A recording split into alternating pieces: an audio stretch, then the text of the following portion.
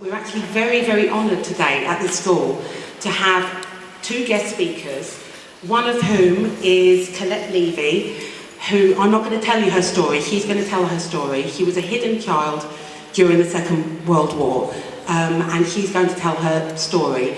And after her will be Zach Cochran, who works now for Stand Up to Racism, and is part of building the United Nations Anti-Racism Days, and he will talk about the links between the past and the present, and most importantly, what we as a community can do about it. So I'm going to hand over to Colette Levy. Now she's going to sit down, so sorry for the people over there, but she's quite old now, I hope you don't mind. She's 80 and needs to sit down while she's talking, so Colette.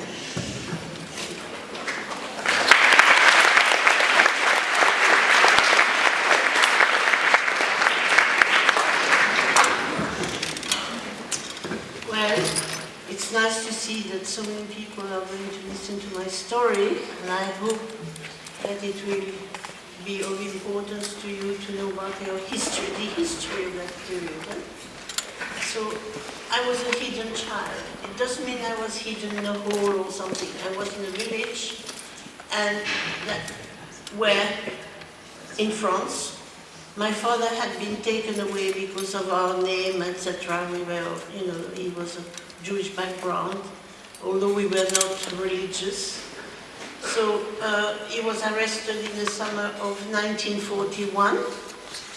He was taken to a transit camp called Drancy outside Paris, and he stayed there over a year. He was arrested in the summer of 1941. And then he was deported to Auschwitz in November 42. He was arrested at the railway station because he was hiding in an attic somewhere near where we lived, but he was fed up being locked up, and so he wanted to go to Paris. We lived outside Paris. So at the station they asked him for his papers. Of course, on his papers it was written that he was he was a Jew, right? So they arrested him and they took him to Drancy, the transit camp. Since 1940, as you know, the Jews could no longer work, deprived of any social activities, no bank account, money confiscated, only 1 hour to do the shopping between 3 and 4, no access to medical treatment if ill. They were not even allowed to walk in parks. What else? Etc. No access to a library. You can see no life whatsoever. So arrested in August 41, he stayed in Drancy until, as I said, November 42. I believe he worked in the canteen in that camp. That's probably how he survived for a year. My mother had to collect his dirty clothes at the Red Cross. Or it was linked with the police as well, who were collaborating with the Pétain regime, which was the Vichy government in place at the time. And my mother, so she had to collect his dirty clothes. In the clothes there were some jars, empty jars. At the time, these jars had a slice of pork under the lid. And so my father put messages into these jars from people who were with him, locked up in that camp, yeah? And so she worked at the post office, so she could send the messages to the families. But she got caught after a year. She nearly got taken away as well. In early 42, my mother, she was not Jewish, she took us away from where we lived. We were outside Paris. So at the time, as you know, the country was divided into two zones, the occupied zone and the so-called free zone. But after, I think in end of 42 or beginning of 43, they broke that and the whole country was occupied. Yeah? So we managed to get into that free zone before it was too late. We went first to a town where my mother was born. It was in the region of Poitiers, below the Loire Valley, if you can see that. And we were in a town, but we were badly looked after. And so my mother decided we couldn't stay there any longer. So imagine children of 6 years of age being taken away from their home, going to places they don't know, and with people they haven't seen at all before. It was terrible. We were crying and crying. Yeah?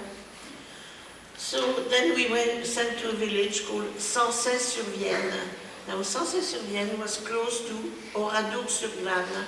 You must have heard of that village. It was totally destroyed. The people, the men on the cattle field were shot, and the old people, you know, like me, the children and etc. were put into the church, and they were going to burn the church, as they did in Oradour. And in Oradour, as you know, only 3 people survived, one because he was not there, etc., etc. So, but it was so late during that time that it was at the end of the war. It was in August 44, and as you know, Paris was liberated at that time. So it was almost the end of the war in France. Not in some parts outside, it was different, but it was still, it was almost free in France at the time. And so our teachers were from Alsace-Lorraine, which is the east part of France, which was occupied with a German-speaking area and becoming a German area altogether, a Nazi area if you like. And these people had left that part of France because they didn't want to be part of that. So they came and taught in the village where I was hiding. So they spoke fluent German. They negotiated with this battalion, with this commandant of the battalion that was occupying the village, and to tell him that they deliberated within 6 hours to tell him, look, there's no point you killing everybody here. You're going to be caught. It's the end of the war. And why were they wanting to kill people? Because there was a very strong resistance spot there with a lot of resistance who had stolen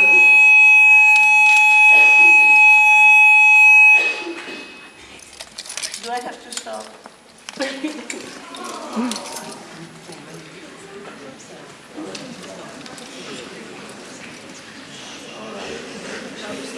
So anyhow, they, after 6 hours of deliberation, we managed to tell them that you were not going to kill us because you were going to be caught. They had stolen the gold from our teeth, from you name it. Huh? But the resistance had pinched that gold, and it was a fight about gold.